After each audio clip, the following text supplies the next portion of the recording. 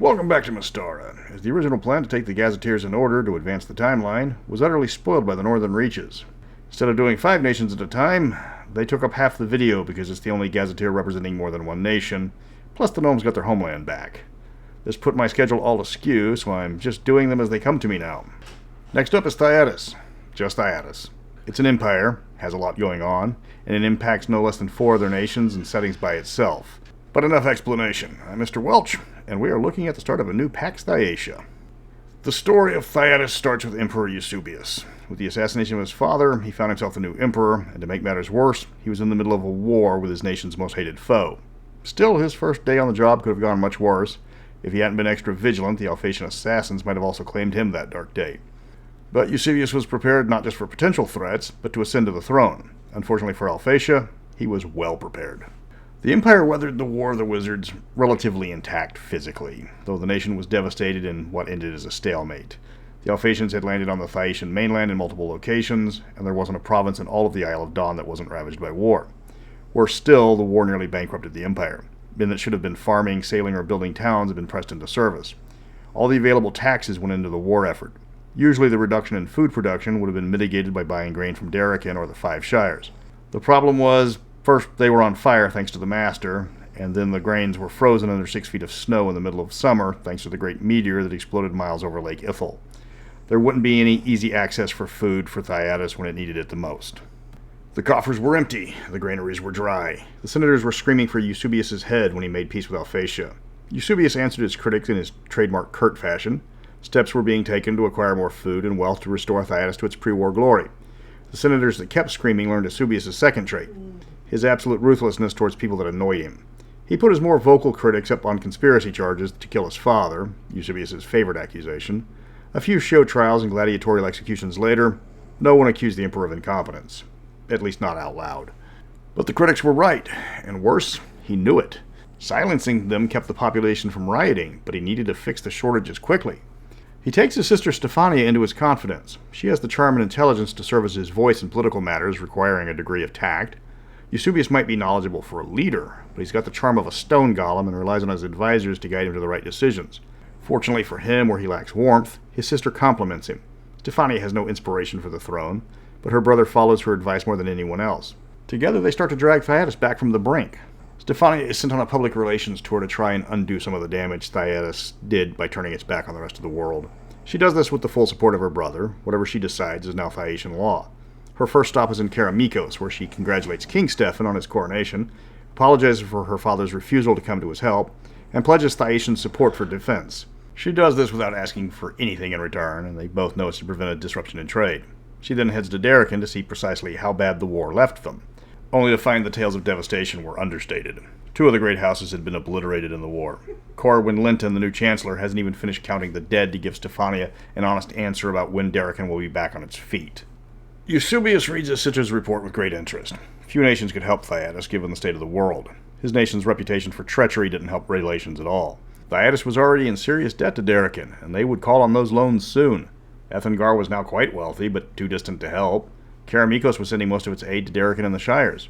Yelarim still held lingering grudges against Thyatis for their occupation centuries ago. The only nation that was sending goods in sufficient numbers was Vestland, but even they couldn't keep up with demand. His first step to alleviate supply issues was to stand down several legions and send the soldiers home. It might have been too late to help with this year's harvest, but he gave them plenty of time to plant for next season. It also cut the cost of the military by a third, as Thyatis went from 30 legions to 20 with just the stroke of a pen. The more experienced soldiers were transferred to the more established legions. Most of the legions removed were the reserves that built roads in the empire itself. To try to increase the food supply and end the conflict that had been largely ignored during the war with Alphatia, Thyatis more than tripled the number of legions fighting in the hinterlands. The tribesmen were barely holding their own against 3 legions. They now faced 10 battle-scarred armies fresh from the war with Alphatia. Being able to concentrate on the lands to the south saw the clans fall in short order. Rather than taking slaves and marching prisoners to Thyatis city for display, the emperor showed mercy. By mercy, he meant everybody was working on a farm and the grain was going on boats headed north. This helped Thyatis in the years directly after the war. The nation still teetered on bankruptcy and huge sections were devastated, but they avoided food riots. The more veteran legions were pulled back from the hinterlands to help rebuild, and Stephania's goodwill tour continued. Eusebius thought about seizing wealth from the richer nobles that he despised, but their combined wealth was a drop in the bucket compared to what Thyatis owed its creditors. The only way to pay the military, Darachin, and to afford the nation's governmental agencies was to increase the nation's income. Higher taxes were counterproductive. That dried up future income. Another source needed to be found. Stephania was doing her best finding new trading partners for Thyatis. Minarthad was still pissy over that whole invasion of a contested island and was charging a mint for their goods. Vestland was happy to send merchant ships to Thyatis, but they didn't have the volume needed to impact the economy significantly. She scored a major moral victory by convincing Oceansend, her father's homeland, to return to the influence of Thyatis. King Yarvik knew which way the winds were blowing. Alphatia had turned inward to deal with their problems. Thyatis was looking to expand. Stephania approached him cordially and gave him excellent terms to rejoin Thyatis. Yarvik knew her brother would not be so generous and accepted her terms. Back at home, Eusebius was reading reports from the War of the Master, and he was often obsessed with the lands of the West and what they could bring to Thyatis. He paused as he read descriptions of the Tiger clan prisoners taken by the Karamikos army, and how even the lowliest warrior had some gold jewelry on them. Etrugan was mainly unknown to Thyatis. The only mentions in imperial records reported that almost all of them lived on a giant cliff, impractical to attack. Nobody ever went into the dense jungle that housed the Tiger clans. Thyacian cartographers in those days had a lousy reputation for laziness, and just making up names and descriptions for the regions they didn't want to explore properly. A Thyacian observation post was hidden away on the Etrugan Roaring Surf Island, but it was poorly positioned to spy on the Tiger clan. All the notes they had was the tribe was notoriously poor sailors. The Emperor called for the Darachin ambassador and asked the man in depth about their dealings with the Tiger clan raids. The ambassador explained that they were a nuisance, but a deadly one. 2 forts on their border countered their attacks, but they were also considered a danger to Port Tinabar. He stated their frequent target was their cousins to the west, the Turtle clan, now known as the nation of Salishan. He told the Emperor that they would be the best source for information on their bloodthirsty kin. Fortunately, Salish ships were becoming a common sight in Thyatis City's docks, and as luck would have it, there were 4 of them in port. Eusebius ordered the ship's officers brought to him the following evening under the guise of establishing formal relations with the tiny nation. He even ordered a banquet prepared, complete with entertainment and gifts. The governments had established formal ties, which were handled by low-ranking bureaucrats. A small nation sandwiched between more prominent, powerful countries was of little interest to Eusebius until now. The wine flowed, and Eusebius did his best to entertain the Etrugan, though he wisely left the talking to his more charismatic underlings. The captains described their people in detail, their history, and the changes that were going on with their lands. Eusebius brought up the Tiger clan when his guests failed to mention them, and he was warned they were a militant people who attacked anyone near them. The captains took turns telling horror stories about the Tiger clan before the subject was changed to a lighter topic, but Eusebius had his knowledge. For a month, he pored over every piece of information he could find about the Tiger clan. He read after-battle reports from the War of the Master, from Darachin, 5 Shires, and Karamikos sources. The Tiger clans were merciless in battle, each one a veteran warrior. But the reports also mentioned that they took horrific losses as they preferred to fight to the death. The Emperor consulted sages, scholars, and even druids about the Forest of Death. Thyacian legions were at a disadvantage in rough terrain. It went counter to their closed ranks tactics. He needed warriors trained to fight independently. He required the hinterlanders. General Klaus Halftasberg, a Haitian commander of the 13th Legion, was tasked with taking a single Raven tribe auxiliary legion and reconnoitering the Forest of Death by force. He was to return to Thyatis with his findings, and a decision will be made on a second expedition. Many thought the expedition was suicide, but the Hattaian viewed it as an opportunity for advancement. 2 months later, the Thyacian invasion of the Tiger clan began. The Cougar tribe of Etrugan was known for using boats to raid small villages. They weren't the largest tribe in the Tiger clan, but they had plenty of warriors. But they were unprepared for thousands of screaming gigantic tattooed warriors that landed from the sea. Halftigsvag initially tried to keep his men in some formation, but when he realized the Etrugans were intimidated by the larger hinterlanders, he ordered a full-on charge. The battle was brief, as much of the Cougar tribe fled the field when the Thyacian charge hit. He allowed his men to sack the city as a reward for their first victory, and noticed the town had a massive amount of gold. It was everywhere, from decorations to jewelry to mundane uses like dishes. In the following weeks, the hinterlanders pushed inward, fighting the Tiger clan in their native environment, the dense jungles. Thyacian losses were tolerable, but starting to mount. They reached the vampire tribe next, and despite the city's impressive fortifications, they found it undermanned. A brief siege broke the defenders, and again the town was found to have large amounts of gold. Halftigsvag was confused by the defense the Tiger clan was putting up. The numbers they expected just weren't there. He accounted for the numerous warriors they fought in the jungle, but they should be facing armies of equal size at least. He expected a trap at some point, but after they took the 3rd city with only moderate resistance, he concluded that the Tiger clan had spent most of its forces in the war. Their losses in Darachin were the majority of its army. The general needed more men to finish his conquest, but he needed to raise them from the hinterlanders. The Emperor was right, the dense jungles would be impassable, but just conscripting hinterlanders would get him rebellious troops. Then he had an idea. He called his troops together and announced they would fortify their position while waiting for reinforcements. But as a reward for bravery and victory, he was sending 200 men back with full honors and as much gold as they could carry. He picked the largest of his men, and they could carry the most gold.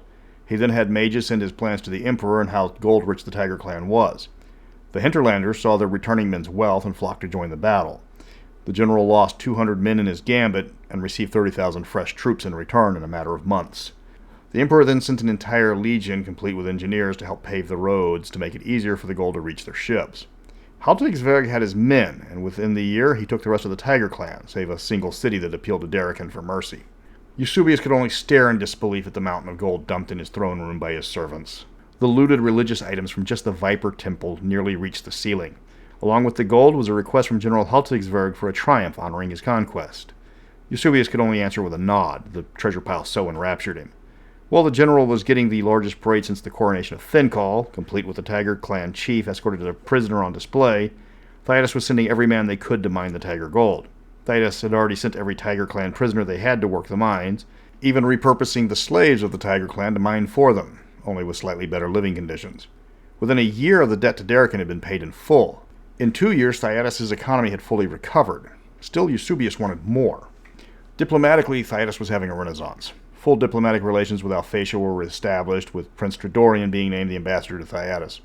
The Alphatians expected Eusebius to appoint his youngest sister, Australia, as an ambassador to Alphatia in return. But he felt she was a poor fit for such an important position and sent her to Salishan, naming a more experienced diplomat to Alphatia instead. Stephania made several promises to smaller nations to protect them if they were attacked by a larger, more powerful nation, including numerous city-states. When the Alphatian civil war started between the different claimants to the throne, Eusebius protected Tridorian from his half-brother. They even sent a fleet to retaliate against Prince Zandor before the king of Osland ended the conflict peacefully. As a reward for the king's bravery, and since Osland no longer served its original purpose, Eusebius allowed the nation to revert to independence. Stephania's diplomacy paid off almost immediately for Thyatis when the Black Raja of Jubul attempted a coup in the city-state of Slagovich. It gave Thyatis a reason to invade. Jubul was not a populous nation with only 2 large cities. When the legion from Tel Akbar landed, the fight was brief but bloody. The Black Raja was captured and returned to Thyatis city, while his nation was garrisoned and became a puppet state. Usually Alphatia would be outraged because of the proximity to Sin, but they were busy killing each other while Zandor and his niece Arafne discussed who got the throne. Alphatia had withdrawn most of their troops from the region, so their promise to protect Sin was worthless. Eusebius, meanwhile, added another province to the empire. The greatest achievement for Eusebius came 20 years into his reign, with the discovery by an adventurer of a floating city found deep in the ethereal plane. A cleric of Vanya named Antigone Hellenicus came across the radiant citadel while she was searching for a lost elven artifact. The city prided itself on its open-mindedness, diversity, and benevolent nature. Hellenicus, a good Thyacian, couldn't help but notice how defenseless the city was. Through conversations with some natives, she learned that the city couldn't activate its defenses unless all 12 of the ruling council, called the Speakers, agreed unanimously to activate them, but only if they were in a specific location. They had no army, just a standing guard backed by a few dozen powerful adventurers. Many buildings were made completely of gemstone, and the government hoarded wealth with high taxes and tariffs. Anyone successful would be punished in the name of equality to benefit the less fortunate. Hellenicus believed that somebody in a system this inefficient would not be content with the status quo. She didn't have to look far. The leader of a group of people from a land called Ianido met with Hellenicus privately. The speaker Kan Wu was tired of a government where one speaker could lock down the city until their demands were met. Innovation was stifled by the government, punishing those that would try to better themselves, so the city stagnated. If the Ianido people were given a land to call their own and allowed to rule it themselves, they would do what they could to prevent the activation of the city's defenses. Thyatis would still have to get through the city's formidable magic forces, including an ancient dragon, but they would at least reach the city.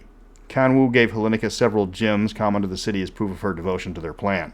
The cleric returned to Thyatis to provide the emperor with Kan Wu's machinations. Emperor Eusebius' reaction to Hellenicus' description of a poorly defended city filled with magic, gems, and great wealth, just waiting to be conquered by a military force of any decent size, was not what she had hoped for.